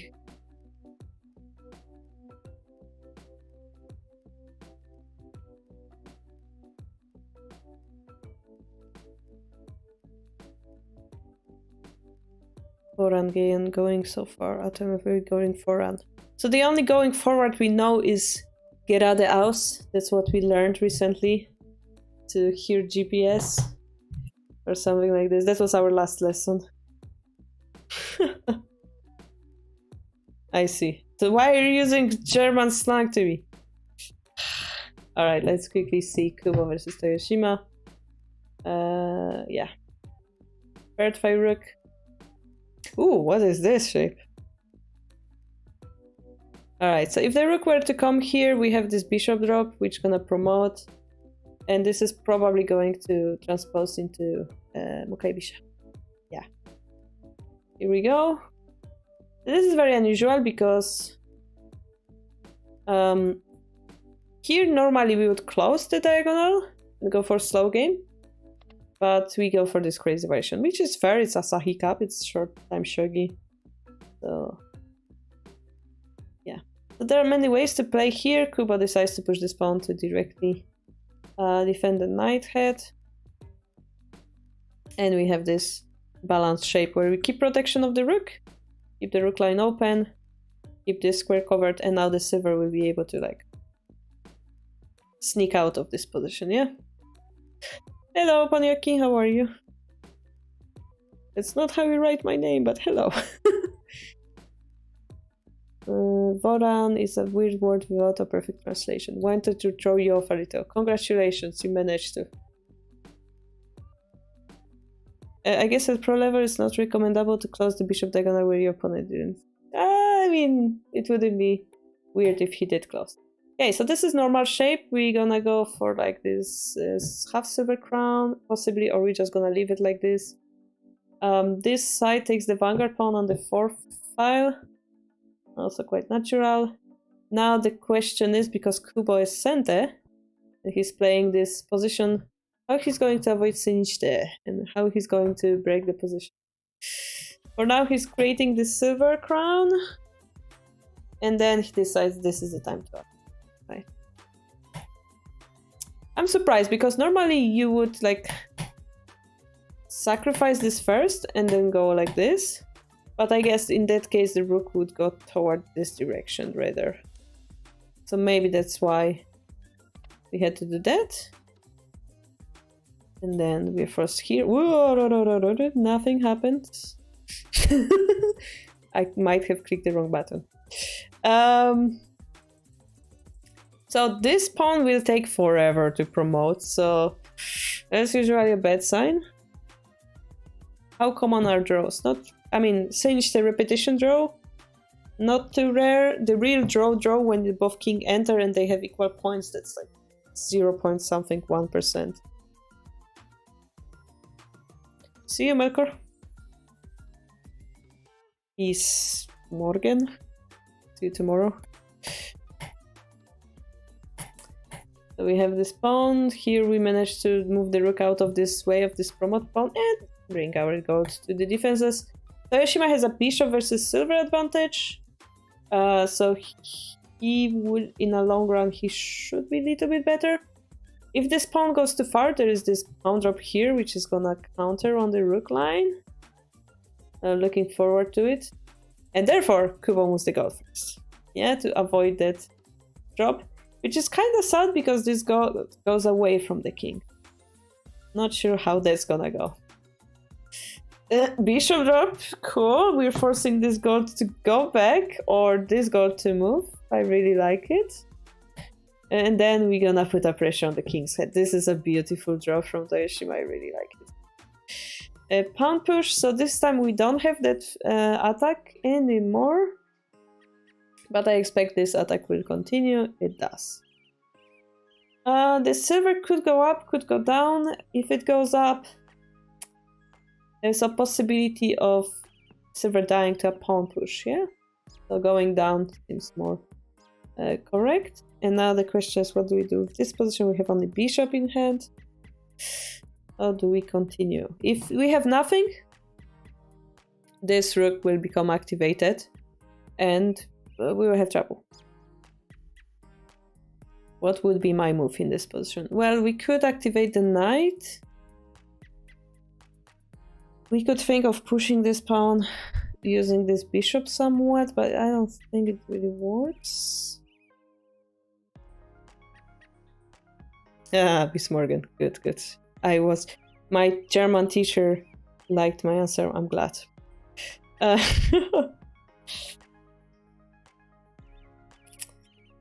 Okay, we need a pawn, so they actually take it from here for 6, much more efficient than jumping with the knight, I think.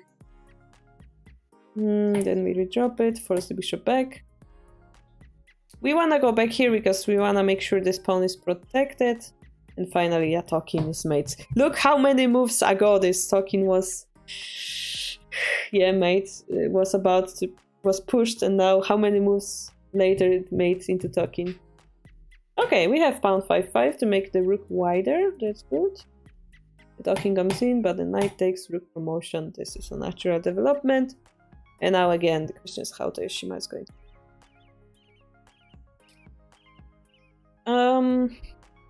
With pawn 5-6 next, which was played,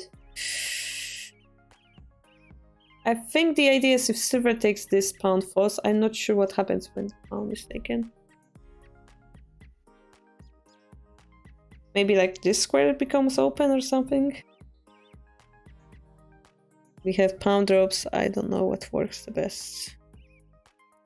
Well, also generally like this line might become an issue eventually. Or a simple bishop drop to 5-7 looks threatening enough, honestly. Yeah, like we need one more piece and... Anyway, silver took, rook goes in, dragon takes the lance, bishop drop happens. So now, once this rook promotes, it's gonna be hard. Sacrifice first, for some reason.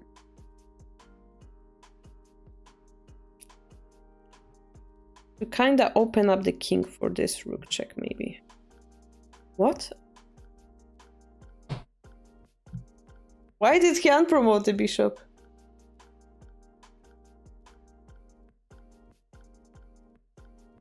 What? Is this a mistake? Either transcription error or time trouble, I think, yeah. Yes, I know, Pyches.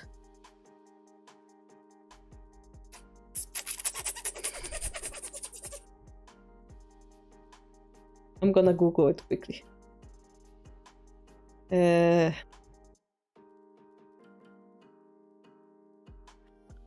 Toyoshima.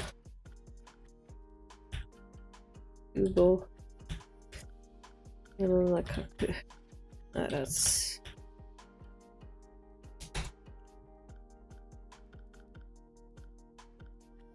Oh, this is Jason. Asahi. Asahi.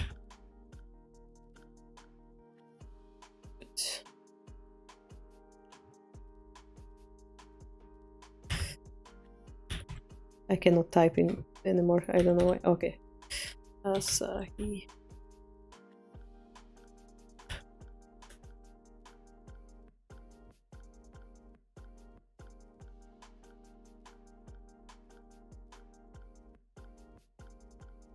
I cannot find the... this one?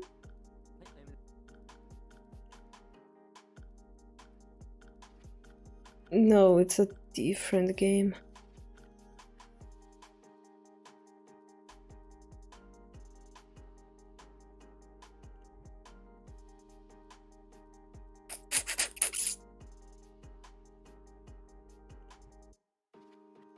I don't know.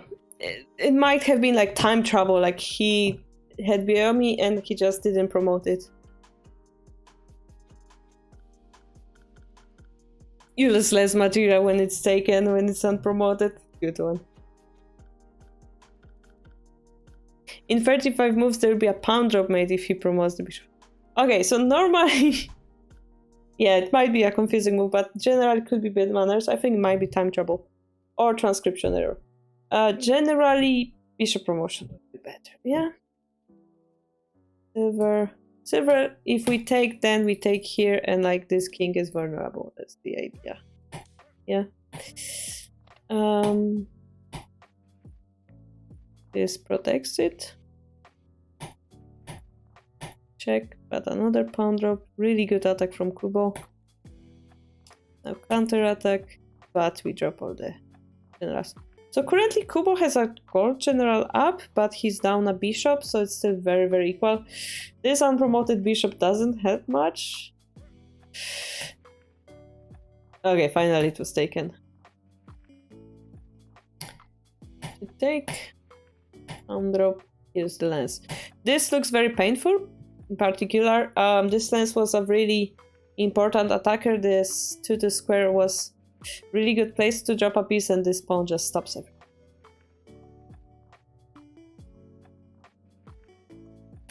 No, dzięki.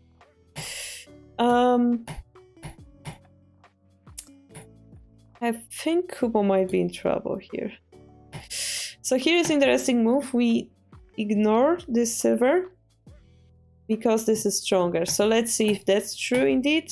We have bishop drop from behind. And indeed, it's the resignation. Wow. So what went wrong? Well, I think it all comes back to this this very slow pawn push. The question was, can Toyoshima turn it around before this pawn is promoted? And turns out that the answer was yes. So I'm gonna confirm that with the computer, of course. Let's see again, yeah. How long it took the pawn. Yeah, just repair the castle. This bishop was just deadly. In the end, it wasn't easy, yeah? Like, this pawn was sacrificed. In the end, it was a really good game. But what was the decisive move? Let's see.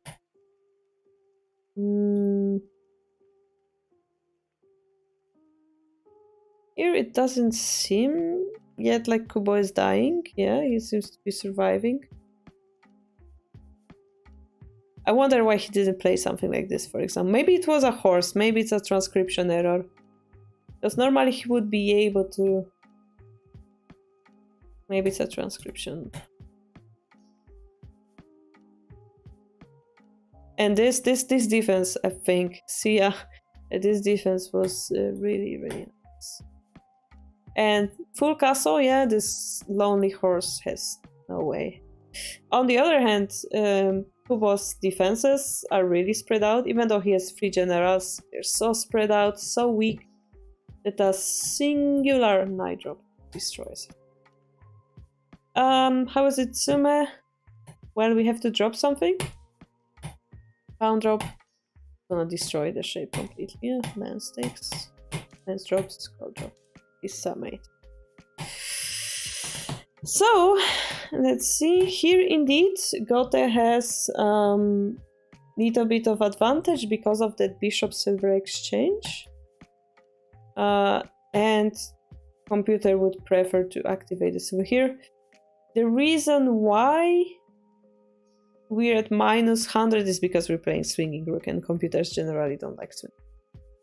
So we have to live with that fact.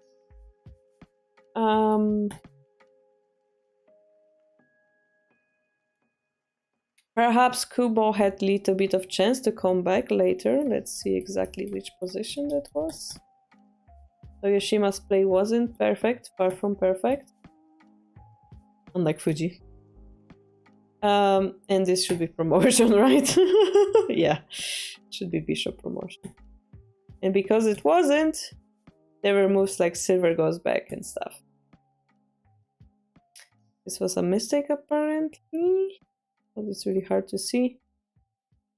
And we, oh, this is a big difference if we take this goat or this one. Interesting. So the last chance was for Kubo to like expose this unpromoted bishop. I wonder if it's like the polite thing when you just pretend it's a horse and you just take it, but I think, yeah, I don't know what happened exactly. Truth being said, if this is a horse, like he was losing. And it all started with the sacrifice. I mean, honestly, in quick shogi, it makes sense to make risky moves like this. Makes sense. But Toyoshima is a very strong player, and he's like, nope, and defended. Finally, this is where it goes down. Yep. Alright, guys, that's the free Kifu for today. I hope you enjoyed.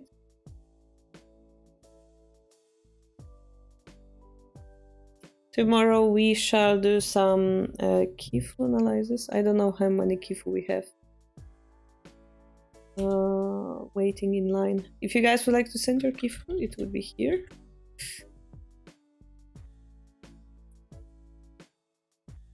We actually have 0. So if we still have 0, we're gonna do simultaneous game tomorrow because this is the Harbour's birthday stream, kinda. So if you'd like to join, remember to make Lee Shogi account before tomorrow, and then you'll be able to join. Lee Shogi being this page. And I will see you later on Discord as well if you'd like to join us. Thank you so much, Data Geek. It's nice having you here. Thank you, Abigail, that you enjoyed. And yeah, I will see you guys tomorrow. If you wanna continue vibing, I'm gonna check if we can write.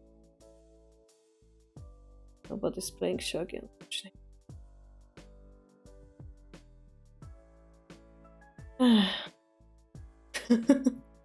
Alright, I'm gonna leave you guys here then. Thank you so much. See you tomorrow. Bye.